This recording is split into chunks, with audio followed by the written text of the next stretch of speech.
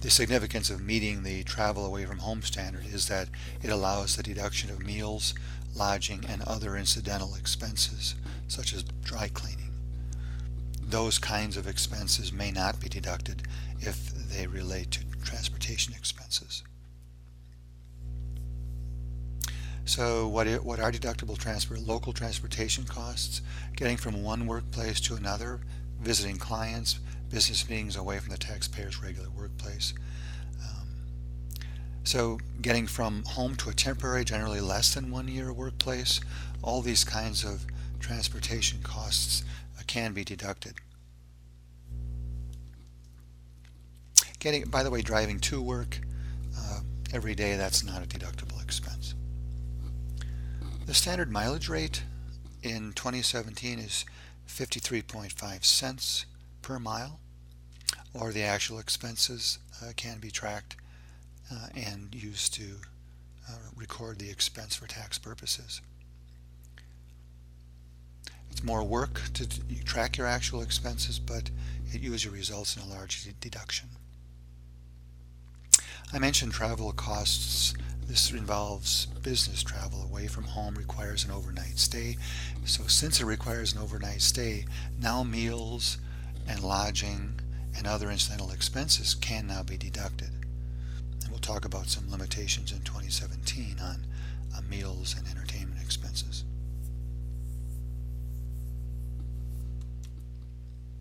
So meal and entertainment, business meals, are deductible, but only to the extent of 50% of the cost, and this also relates to entertainment.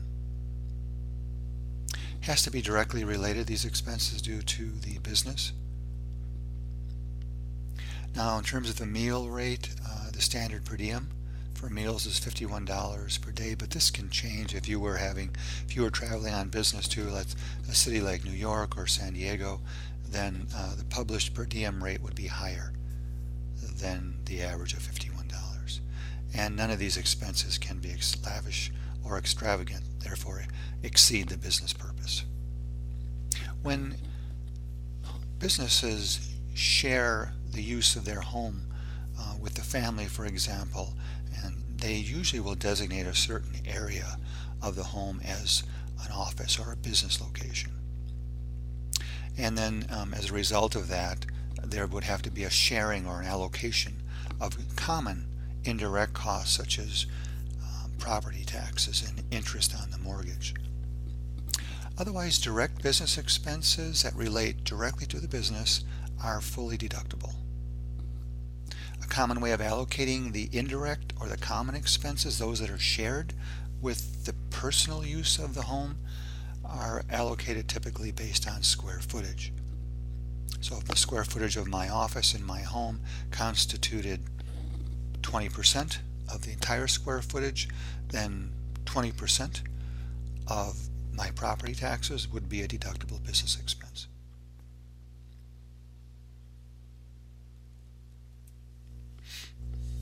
Business bad debts can be deducted as an ordinary expense.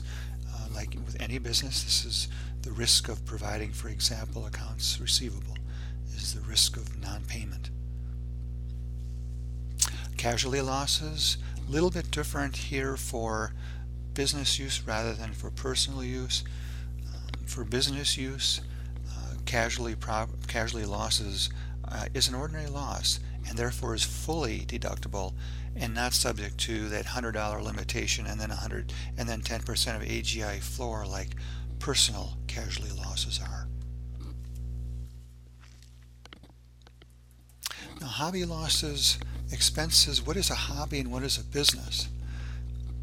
Expenses allowed to the extent of hobby income. So if it's hobby income, then those losses cannot be offset against other ordinary income. But hobby losses or expenses can reduce hobby income.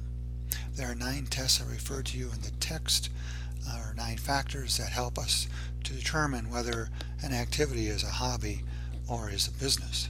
And the burden of proof that these are hobby losses lies with the taxpayer. Also, there is a sequence of expensing of expenses for indirect costs such as mortgage interest, taxes, hobby expenses that do not reduce basis. Then, for example, depreciation would certainly reduce basis. So depreciation is usually listed last. So because depreciation is somewhat of a it's certainly an indirect or overhead cost, right? So it's not directly related to the performance of the business, but it is an expense because it represents the consumption of income producing assets. But because it's it's estimated based on straight line or accelerated depreciation, then it's listed last. So if there's not enough income to offset against all your expenses, then the depreciation would either be fully or partially excluded.